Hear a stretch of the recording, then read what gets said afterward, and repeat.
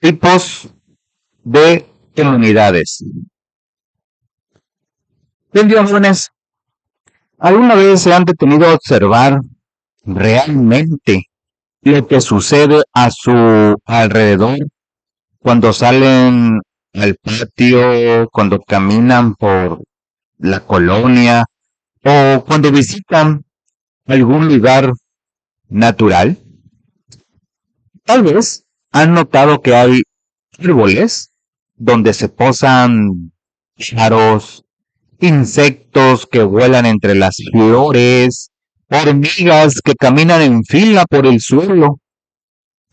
¿Se han preguntado por qué todos estos seres vivos están juntos en ese mismo lugar? ¿Cómo es que conviven? ¿Qué los mantiene unidos? El tema que vamos a ver hoy responde precisamente a estas preguntas. Hablaremos sobre los tipos de comunidades biológicas y sus características. Les adelanto que es un tema fascinante. Veremos que la naturaleza no es un caos desordenado, sino que tiene una organización precisa, casi como si fuera una ciudad perfectamente planeada, donde cada habitante tiene su lugar y su función. Primer punto. Comencemos definiendo lo más básico. Una comunidad biológica es un conjunto de poblaciones de diferentes especies de animales y plantas que viven juntas, se relacionan entre sí y comparten un mismo espacio o superficie definida. Para que lo visualicen mejor, piensen en su propia comunidad. Ahí viven diferentes familias, algunas con niños pequeños, otras con adolescentes como ustedes, algunas más con personas mayores. Cada familia es diferente, todas conviven en el mismo espacio. Se encuentran en la tienda, en la calle, en el parque, comparten servicios. Pues bien, en la naturaleza sucede algo muy similar. Las diferentes especies son como esas familias, todas distintas, pero viviendo en el mismo vecindario natural. Ahora bien, ¿qué determina cómo será esa comunidad? ¿Por qué en algunos lugares vemos muchos árboles y en otros solo pasto? La respuesta está en dos tipos de factores. Primero, los factores abióticos, que son todos aquellos elementos que no tienen vida, como el agua, la luz del sol, la temperatura, el tipo de suelo, los nutrientes. Son como la infraestructura de una ciudad, las calles, el clima, los servicios. Y el segundo, los factores bióticos, que son todos los seres vivos que habitan en ese lugar. Plantas, animales, hongos, bacterias. Estos son los habitantes de nuestra ciudad natural. La interacción entre estos dos tipos de factores determina qué especies pueden vivir en un lugar y cómo se organizan. Y aquí viene algo importante. Existen fundamentalmente dos grandes tipos de comunidades, terrestres y acuáticas. Cada una tiene características muy particulares que iremos descubriendo poco a poco. Las comunidades biológicas tienen características especiales que solo aparecen cuando todos sus elementos interactúan. Es como cuando ustedes hacen un trabajo en equipo.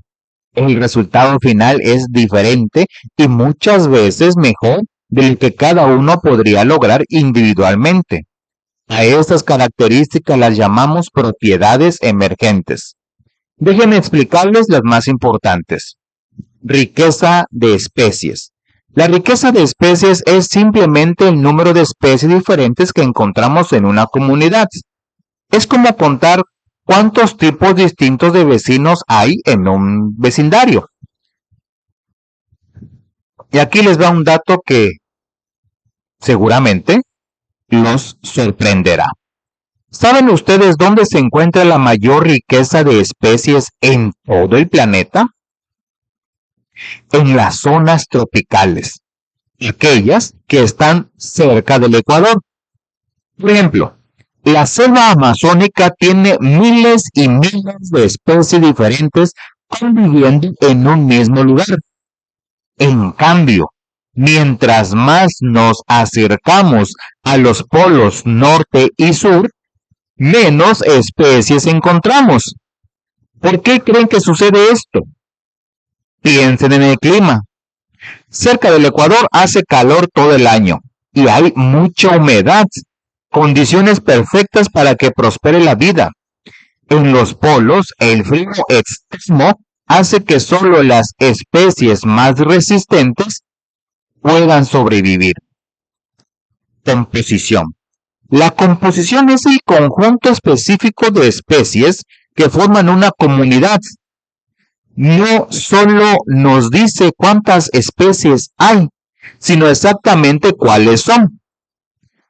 Retomando el ejemplo del equipo de trabajo, no solo importa cuántos integrantes son, sino quiénes son y qué habilidades tiene cada uno. Estructura.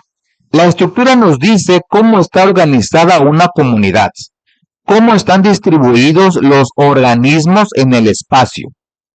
Y aquí viene algo interesante. Esta distribución puede ser vertical o horizontal. La distribución vertical es como los pisos de un edificio. Hay organismos que viven arriba, en las copas de los árboles, otros a media altura, en los arbustos, y otros a nivel del suelo. La distribución horizontal es como los diferentes barrios en una ciudad. La vegetación va cambiando conforme nos movemos de un lugar a otro. Abundancia. La abundancia es el número de individuos de cada especie que encontramos en la comunidad. Por ejemplo, en un bosque podríamos encontrar 500 robles, 200 pinos y 50 ahuehuetes. Abundancia relativa. La abundancia relativa es un concepto más refinado. Nos dice qué proporción o porcentaje representa cada especie del total de individuos. Para calcularla utilizamos esta fórmula. PI igual a NI sobre N. No se asusten, es más sencillo de lo que parece. Les explico. PI es la probabilidad de encontrar esa especie específica. NI es el número de individuos de esa especie. N es el número total de todos los individuos de todas las especies. Les pongo un ejemplo muy simple para que lo entiendan mejor. Imaginen que hacemos una fiesta de la escuela y vienen 100 personas, invitados. Si de esos 100, 30 son de la escuela, entonces la abundancia relativa del grupo sería 30 dividido entre 100, que es igual a 0.3, o sea, el 30% del total. ¿Ya lo ven? No es tan complicado. Ahora vamos a hablar de uno de los conceptos más importantes en toda la ecología, la diversidad de especies. La diversidad no solo nos dice cuántas especies hay en una comunidad, sino qué tan variadas son y cómo esta variedad contribuye a la productividad y de manera general a la salud del ecosistema. Un ecosistema diverso es un ecosistema saludable. Permítanme usar una analogía que imagino que les va a agradar. Piensen en su equipo de fútbol favorito. ¿Qué pasaría si todos los 11 jugadores fueran delanteros? Probablemente meterían muchos goles, pero también les meterían muchos, porque no tendrían defensas ni portero. Un buen equipo necesita diversidad. Delanteros, mediocampistas, defensas, portero. Cada uno con habilidades diferentes, pero todos necesarios. Así funciona la diversidad en la naturaleza. Cada especie cumple una función específica y todas son importantes. para que el ecosistema funcione correctamente. La diversidad se clasifica en 3 niveles importantes. El primer nivel, la diversidad genética. La diversidad genética está formada por el material genético que heredan los individuos de cada especie. Esto significa que aunque 2 organismos pertenezcan a la misma especie, no son exactamente iguales. Ustedes mismos son el mejor ejemplo. Miren a sus compañeros. Todos son seres humanos. Todos pertenecen a la misma especie, pero cada uno es único. Algunos son más altos, otros más bajos, algunos tienen ojos claros, otros oscuros. Algunos son buenos para los deportes, otros para las matemáticas. Esa variación dentro de una misma especie es la diversidad genética y es fundamental porque permite que las especies se adapten a los cambios del ambiente. El segundo nivel, diversidad de especies. Este nivel se refiere a todas las especies diferentes que integran una comunidad. Plantas, animales, hongos, bacterias, protozoarios. Es el nivel más visible y el que usualmente asociamos con la palabra biodiversidad. Tercer nivel, diversidad de ecosistemas. La diversidad de ecosistemas se refiere a la variedad de hábitats diferentes que existen en las comunidades. Mientras más tipos de ecosistemas haya, más especies diferentes podrán vivir ahí. Es como tener en una ciudad diferentes tipos de viviendas, departamentos, casas. Cada tipo de vivienda atrae a diferentes tipos de habitantes. Hay otras características que nos ayudan a entender mejor cómo funcionan las comunidades. Permítame explicarles las más relevantes. La fisonomía es simplemente el aspecto visual de una comunidad, su apariencia externa, cómo se ve. Cuando ustedes dicen, ese es un bosque o esa es una pradera, están describiendo la fisonomía. Es la cara que presenta la comunidad al observador. Fenología. Este concepto me parece fascinante. La fenología es el comportamiento de la comunidad de acuerdo con las estaciones del año, los ciclos naturales. ¿Han notado que algunas aves que vemos en verano desaparecen en invierno? ¿Han observado cómo ciertos árboles pierden todas sus hojas en otoño y luego vuelven a brotar en primavera?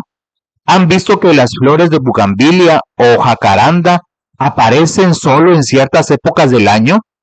Todo eso es fenología. Los ritmos y ciclos naturales de la vida. Les pongo otro ejemplo muy común. La mariposa monarca. Cada año, millones de estas mariposas migran desde Canadá y Estados Unidos hasta los bosques de Michoacán y el Estado de México. Llegan en noviembre y se van en marzo. Ese comportamiento migratorio es un ejemplo perfecto de fenología. La dominancia se observa cuando una especie o algunas especies predominan en número o tienen mayor biomasa que el resto de la comunidad. Es como el estudiante más popular de la escuela. Todos lo conocen, está en todas partes e incluso influye en el comportamiento de los demás. En un bosque de pinos, por ejemplo, los pinos son la especie dominante porque son los más abundantes y los que más espacio ocupan. Esta especie dominante influye sobre el ambiente local y afecta la distribución de otros organismos y el uso de los recursos naturales. La biomasa es la cantidad total de materia viva en un lugar y momento determinado. Si pudiéramos pesar todos los seres vivos de un bosque en este instante, ese peso total sería la biomasa. Es una medida muy útil para saber qué tan productivo es un ecosistema. Ahora vamos a uno de los temas más visuales e interesantes. ¿Cómo se organizan los seres vivos en el espacio? A esto le llamamos estratificación. La estratificación es la separación de los individuos en el espacio o en el tiempo. Cuando hablamos de organización en el espacio, usamos la palabra estrato. Cuando hablamos de organización en el tiempo, usamos el término fenofases. Y aquí hay una regla importante. Mientras mayor sea el número de estratos, más diversa es la comunidad. ¿Por qué? Porque cada estrato ofrece condiciones diferentes, donde pueden vivir especies diferentes. Existen dos tipos principales de estratificación: vertical y horizontal. La estratificación horizontal. La estratificación horizontal presenta diferentes tipos de vegetación que van desde el centro hasta los límites del ecosistema, generalmente de forma circular, con variaciones causadas por el clima y las condiciones locales, como la luz, el agua, los nutrientes. Pero aquí viene algo curioso. Estos cambios no suceden de forma abrupta. No es como si hubiera una línea pintada en el suelo que dice, aquí termina el bosque y empieza el pastizal. No, las comunidades se mezclan gradualmente. A esa zona de transición donde se mezclan dos comunidades diferentes, la llamamos ecotono. Piensen en la orilla de un bosque, donde comienza a verse el pastizal. En esa zona de transición encontramos tanto árboles dispersos como pasto abundante, tanto animales del bosque como animales de la pradera. Los ecotonos son especialmente interesantes porque suelen tener gran variedad de especies. A esta variedad de especies, característica de los ecotonos, se le denomina efecto de borde. La estratificación vertical es, en mi opinión, la más fácil de visualizar y entender. Es la organización de las poblaciones de plantas que depende de su altura. Es literalmente como los pisos de un edificio. Cada estrato representa un grupo de plantas, de una o más especies, con una altura de crecimiento similar, y es diferente a otros grupos de plantas de la misma comunidad. ¿Por qué es importante esta organización por niveles? Porque la competencia por la luz es feroz en la naturaleza. Las plantas necesitan luz solar para realizar la fotosíntesis, y las que están en los estratos más altos capturan la mayor parte de esa luz. Conforme bajamos de nivel, hay menos luz disponible, lo que permite que solo ciertas plantas adaptadas a la sombra puedan vivir ahí. Y no solo las plantas se organizan así, la fauna también lo hace. Cada estrato tiene sus propios habitantes animales. Hay aves que solo viven en las copas de los árboles, insectos que prefieren los arbustos y otros animales que viven exclusivamente en el suelo. El número de estratos varía según las características de las plantas que conforman la comunidad, pero en un ecosistema terrestre típico podemos contemplar los siguientes estratos. El primero, el estrato arbóreo. Este estrato se encuentra a más de 8 metros de altura. Está construido por plantas leñosas que tienen un tronco bien definido y se ramifica. Aquí pertenecen las diferentes especies de árboles grandes: encinos, pinos, cedros, caobas. Son los gigantes del bosque, los que llegan más alto, los que primero reciben la luz del sol.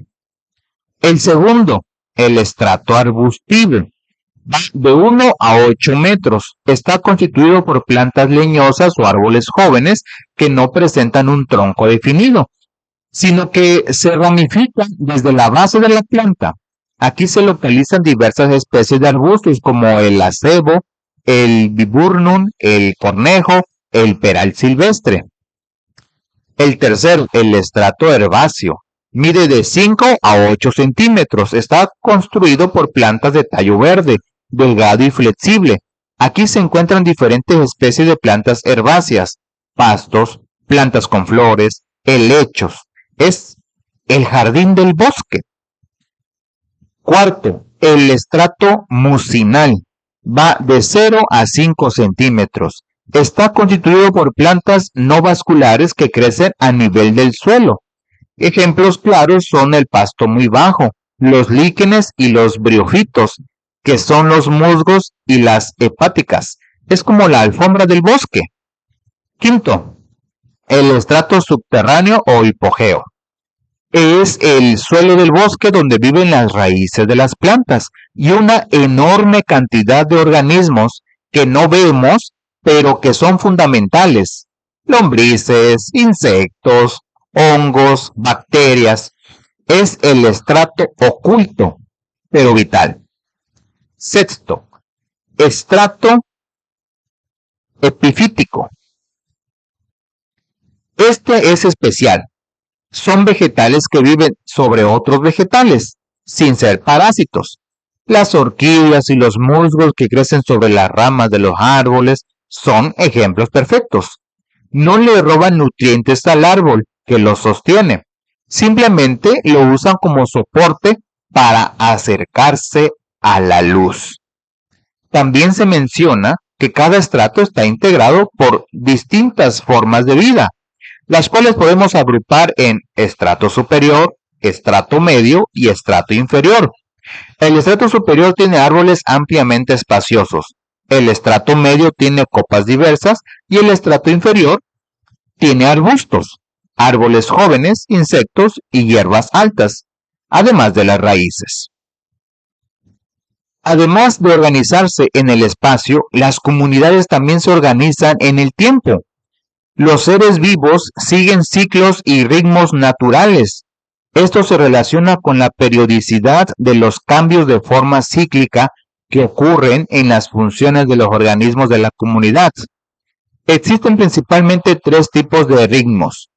Ritmos circadianos. Son los ciclos que ocurren cada 24 horas. Algunos animales son diurnos, como las ardillas o las mariposas. Estas están activos durante el día y duermen de noche. Otros animales son nocturnos, como los búhos o los murciélagos. Duermen de día y cazan de noche. Este es un ejemplo perfecto de cómo las especies se organizan en el tiempo para aprovechar diferentes recursos y evitar competir entre sí. Ritmos lunares o mensuales. Se llevan a cabo por acción de la atracción del Sol y de la Luna respecto a la Tierra. El ejemplo más claro son las mareas.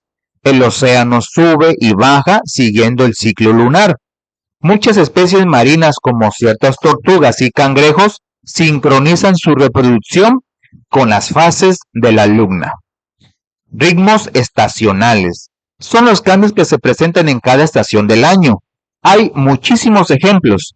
La producción de frutos en verano y otoño, las aves que emigran durante el invierno hacia regiones más cálidas, la caída de las hojas de los árboles en otoño, el apareamiento de los animales en primavera, la hibernación de algunas especies como osos y ardillas durante el invierno.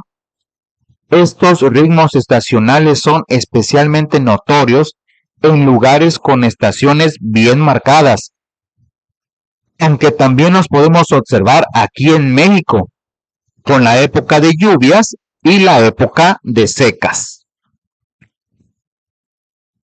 Hasta ahora hemos hablado principalmente de las comunidades terrestres, pero ¿qué pasa bajo el agua? Las comunidades acuáticas funcionan de manera diferente. Las comunidades acuáticas pueden ser de agua dulce, como los lagos, ríos y lagunas, o de agua salada, como los océanos y los mares. Pero, en ambos casos, los estratos se encuentran diferenciados principalmente por 3 factores: la penetración de luz, la temperatura y la cantidad de oxígeno. En las comunidades acuáticas se forman 3 niveles o zonas diferentes de acuerdo con la profundidad. Imaginen que están buceando en un lago profundo y van bajando poco a poco. Conforme descienden, van a notar cambios importantes. En la primera zona, la zona superior o epilimnium, Esta zona tiene temperaturas cálidas porque recibe directamente la luz del sol. La luz permite que se lleve a cabo la fotosíntesis, por lo que esta es la capa con mayor oxigenación. Es la zona más llena de vida. Aquí nadan los peces, flotan las algas microscópicas, crecen las plantas acuáticas. Es como el penthouse del mundo acuático, con las mejores vistas y las mejores condiciones. La segunda zona, la zona intermedia o metalimnión. Esta es una zona de transición entre la zona superior con mayor temperatura y la zona inferior con temperaturas más frías. Aquí la luz empieza a disminuir, la temperatura baja y hay menos oxígeno. No todos los organismos pueden vivir aquí, solo aquellos adaptados a estas condiciones intermedias. La tercera zona, la zona profunda o hipolimnión. Esta es la zona de temperatura más fría y densa, próxima a los 4 grados Celsius. Aquí llegan los desechos de la capa superior y actúan las bacterias descomponedoras, produciendo mineralización, es decir, convirtiendo la materia orgánica muerta en nutrientes minerales que pueden volver a usarse. También se conoce como la región trofolítica. Entre más profundo, menos llega la luz, hasta que en las profundidades mayores no llega luz en absoluto. Es un mundo completamente diferente al terrestre. Mientras en tierra la luz viene de arriba y disminuye conforme descendemos por los estratos de vegetación, en el agua la luz también viene de arriba pero disminuye conforme descendemos en profundidad, creando estas zonas claramente diferenciadas. Muy bien, jóvenes, hemos llegado al final de nuestro video. Sé que ha sido bastante información, pero quiero que se queden con las ideas más importantes. Vimos que las comunidades biológicas no son simplemente un montón de plantas y animales viviendo juntos al azar. Son sistemas organizados, estructurados, con reglas y patrones claros. Son como ciudades naturales perfectamente planeadas donde cada habitante tiene su lugar, su función y su momento. Repasemos rápidamente lo más importante. Primero, entendimos que existen dos grandes tipos de comunidades, terrestres y acuáticas, y que cada una se organiza de manera diferente, según sus condiciones ambientales. Segundo, aprendimos sobre las propiedades emergentes, riqueza, composición, estructura, abundancia y diversidad de especies. Conceptos que nos ayudan a describir y entender cómo funciona una comunidad. Tercero, vimos cómo las comunidades terrestres se estratifican tanto vertical como horizontalmente, creando diferentes nichos donde pueden vivir diferentes especies. Cuarto, comprendimos que las comunidades también se organizan en el tiempo, siguiendo ritmos circadianos, lunares y estacionales. Y quinto, conocimos cómo funcionan las comunidades acuáticas, organizadas en zonas según la profundidad y la penetración de luz. Pero más allá de toda esta información, quiero que reflexionen sobre algo fundamental. Nosotros, los seres humanos, también somos parte de estas comunidades. No estamos separados de la naturaleza, somos parte de ella. Cada acción que tomamos afecta a estos delicados equilibrios que hoy vimos. Cuando entendemos cómo funcionan los ecosistemas, cuando comprendemos cómo se organizan las comunidades, podemos tomar mejores decisiones. Decisiones que protejan la biodiversidad, que conserven los hábitats, que aseguren un futuro saludable para todas las especies, incluida la nuestra. Jóvenes, les hago una invitación. La próxima vez que ustedes salgan al campo, cuando vayan al parque, o cuando visiten la playa, o cualquier ambiente natural, observen con nuevos ojos e identifiquen los estratos de vegetación. Pregunten qué especies dominan ese lugar. Noten cómo cambia la comunidad según la época del año. Verán que el mundo es mucho más ordenado, complejo y fascinante de lo que parece a simple vista. Muy bien, jóvenes, eso es todo por este video.